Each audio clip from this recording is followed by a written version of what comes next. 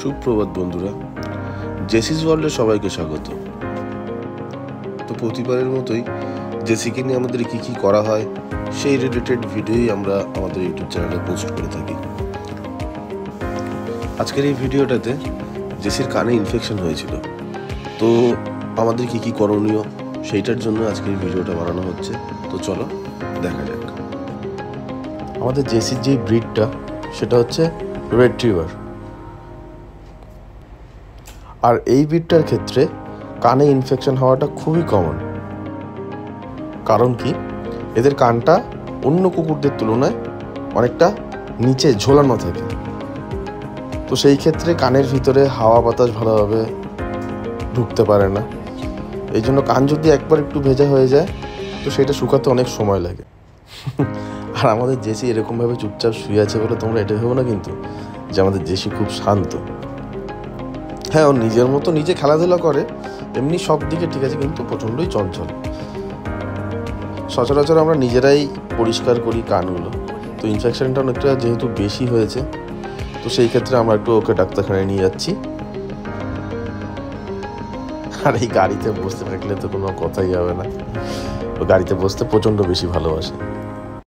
শুধু বসা বলাটা ভুল হবে, মানে ও গাড়িতে করে ঘুরতে প্রচণ্ড বেশি ভালোবাসে। তো অবশেষে আমরা জেসির ডাক্তারখানায় চলে এসেছি।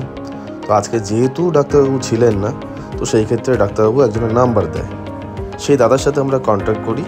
তারপর তার সময় অনুযায়ী আমরা জেসিকে নিয়ে ডাক্তারখানায় আসি এবং সেই দাদাই জেসিকে আজকে ট্রিটমেন্ট করে।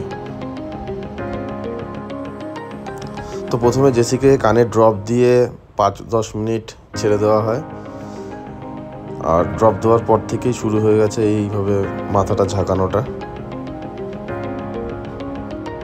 ওই দাদা এসে কানটাকে ক্লিন করে।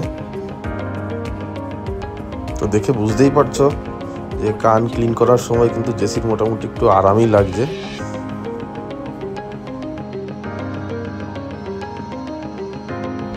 তো কানটা ক্লিন করার পর মোটামুটি আবার কান ঝাঁকানো শুরু হয়ে গেছে।